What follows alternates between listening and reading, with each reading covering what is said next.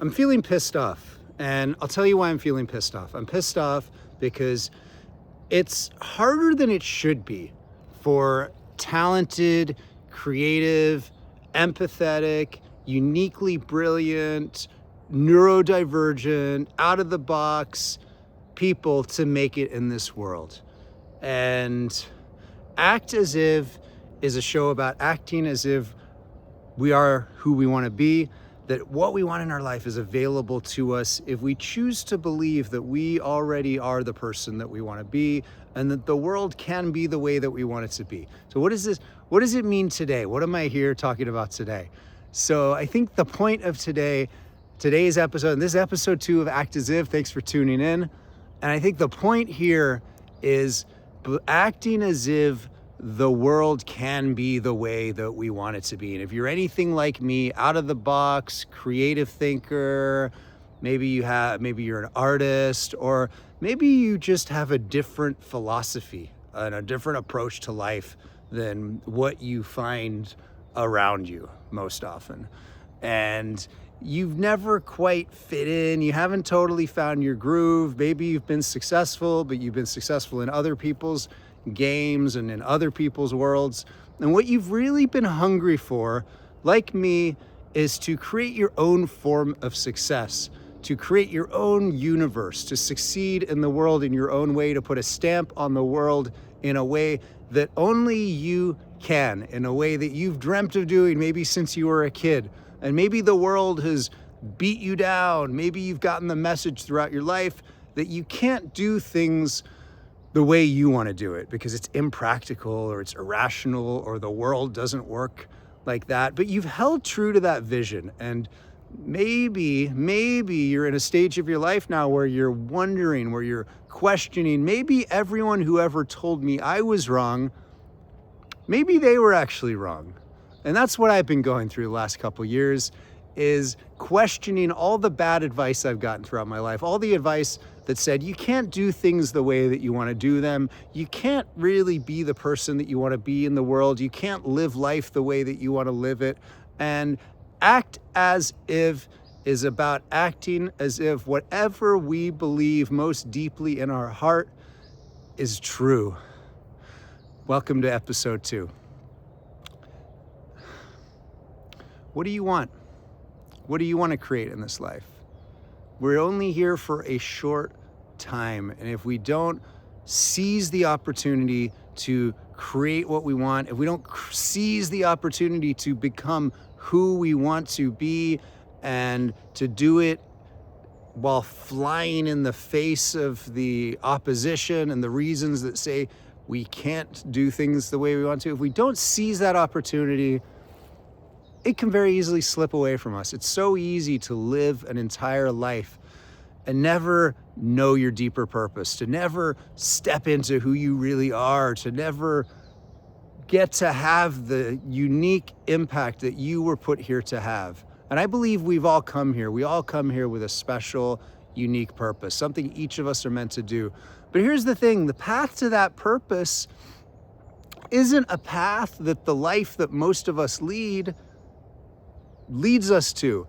School, our careers, none of those things are designed, and for most of us, our upbringing even, most of those things aren't designed to lead us to discover our deeper purpose. Most of what we do in life, most of the experiences we go through really lead us to conform, lead us to behave like others and do things the way others do them, and learn to think the way that others think.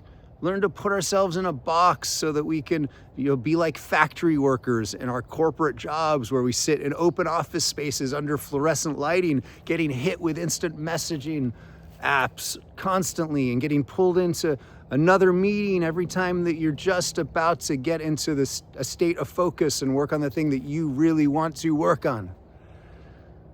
That's no way to live. And I lived that way for a long time, and I made a living, and I worked my way up the ladder, and I reached senior leadership positions at big companies, and I felt like I was having an impact in the world, and I felt very validated that I had impressive titles and I was making a lot of money, And I was impacting the world, but I was impacting the world in the context of companies that I thought were noble and doing good in the world, only to sort of get further out of that box and realize, well, actually, I was kind of working for a bunch of leaders who were much more questionable in their objectives than I realized at the time, and who weren't really all that altruistic when it came down to it. And so where does that leave you, right? Where does that leave me, having spent decades in a career that I thought was the thing to do, to only realize later in life, turning 50 next year, that the things I was working towards didn't actually lead me to where I thought they would lead me. And I think a lot of us find ourselves in that position where we work hard for a long time, thinking that we're working to, that eventually we're going to arrive at the place that we most want to be. And what is that? Happiness, place where we can finally relax and chill and be ourselves. And then we realize all that's been happening is we've been kind of chasing these carrots on sticks. For me, it was in the tech industry in the form of these ongoing stock grants. When you work hard, you get a stock grant that vests over the next 3 years. So you keep working harder because you want to get this stock grant, and hopefully the stock price is going to go up by the time you get there. And you imagine that, well, by the time all of these stocks that I'm accruing vest, the company value will go up and I'll be worth so much money, and then I'll be able to retire and live the life that I really want to live. And if you stay in that game long enough, eventually you realize that that moment kind of never comes. And if you keep moving towards it, it keeps slipping further away. And what happens is you end up finding yourself more and more burned out, more and more disconnected from yourself, more and more at the point where you've kind of forgotten who you are, and you've lost sense of your real value and your deeper self-worth. So maybe even if you got to that point where all your stock grants gave you enough money to not have to work again, maybe you wouldn't even know what to do with all of that. And so Act As If is about learning to act as if who you most want to be and what you most want out of life is available to you right now, which it is. Here I am in this beautiful park, and I come here often in the morning, and there's deer wandering through this field. Hopefully we'll see some deer.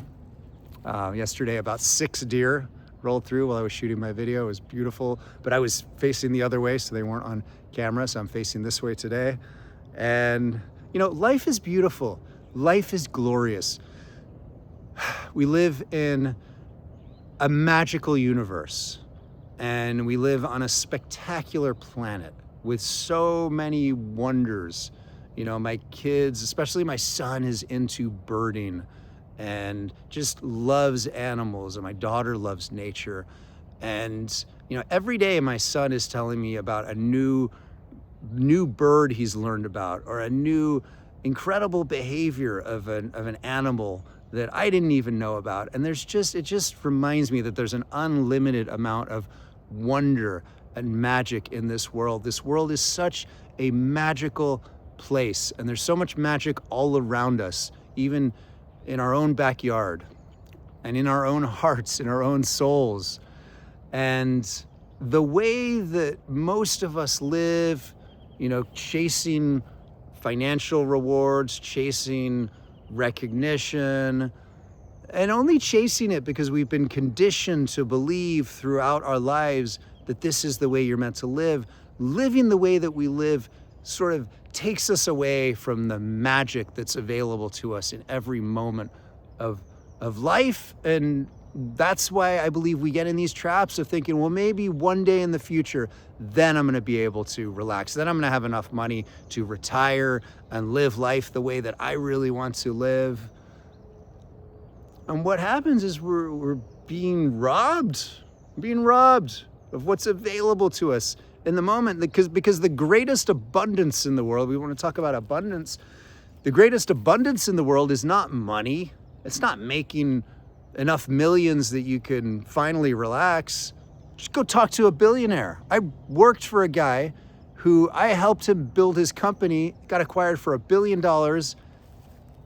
You think, and that was the most incredible thing we could imagine, the most incredible outcome we could imagine when we were building this company. And he ended up running off with most of the money, kind of screwed over everyone who worked for him, including me. Guess what happened? He made over $100 million. You think he would be the happiest guy in the world. That was all he wanted, was to make enough money that he never had to work again. He became so much more miserable after that happened, because suddenly there's a whole world of new expectations on him. And I think also something that happens to a lot of billionaires and just very successful people in general is they achieve the position, they work very hard, and they achieve the position where they generate more wealth than they could have imagined, and then they realize they're still miserable, that didn't give them what they wanted. And that creates a crisis for a lot of people, because it's kind of like, well, now what? I made all the money, I had the success, everyone in the world knows who I am, and I still don't feel happy. What else is there? Well, I'll tell you what else there is. There's our inner world. There's our inner universe.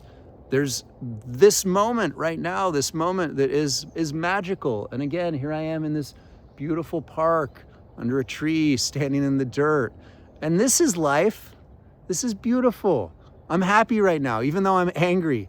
I'm happy just being here talking to you and connecting about something meaningful, about life, about what's actually important in life, and what we tend to lose sight of.